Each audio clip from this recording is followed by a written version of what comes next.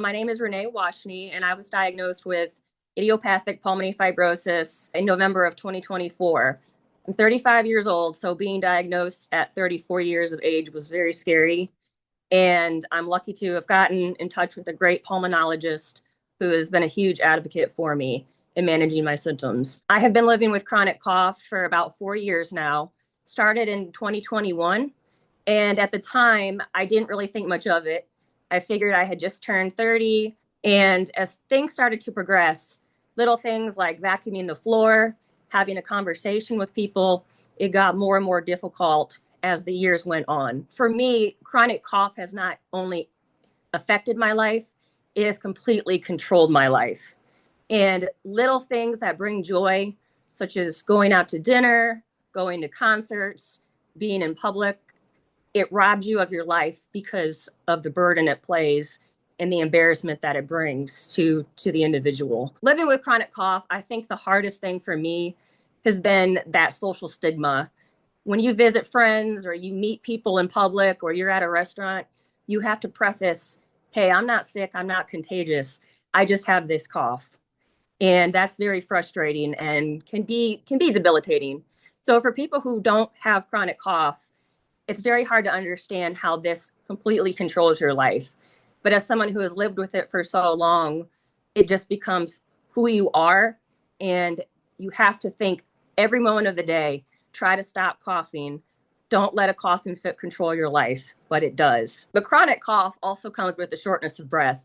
And that can be a very debilitating symptom as well for people living with IPF. But with the cough, it's a continuous cycle where you start coughing because you're short of breath, and then you are short of breath because you're constantly coughing. And that cycle can last anywhere from 5 minutes to an hour and a half. And there's no way to stop the cough. You just have to ride it out and try to get some oxygen. Another way that has really impacted me is on my professional life.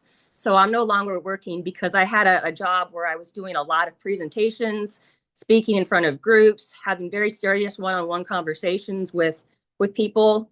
And to be in the middle of a presentation or a meeting and have to excuse yourself because you're going to start coughing, again, it's very embarrassing. And that social stigma, again, is almost worse than the physical aspect of it. The triggers for me are laughing, shouting, any physical activities. You get short of breath, coughing starts, concerts, being out in public, smoke, any of that can trigger. And once that trigger hits and you feel it, you know it's going to be an event and not a good one. Since I've started my chronic cough, I have tried 15 different medications with very little relief. I have tried everything from inhalers, asthma medications, steroids, every OTC cough suppressant I can find, supplemental oxygen, neurological medications, and going through pulmonary rehab to try to learn some breathing techniques that might help with the breathing.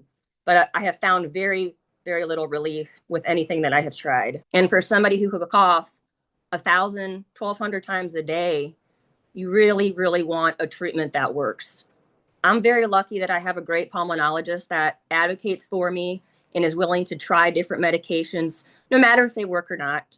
And I think having a physician that you can trust and that will work with you on managing your symptoms is critical, because as we know, IPF doesn't have a cure. So having someone that will try to help you manage your symptoms has been a huge win for me. I think I would love to bring awareness just by talking about the pain of chronic cough, the social stigma, the negative impact it has on your life, and how physically and mentally exhausting it is for somebody who suffers from this. If there was a treatment out there that we could get that would help relieve the cough, it would give me so much freedom back, give me joy in my life, because this is just such a negative piece of who you become.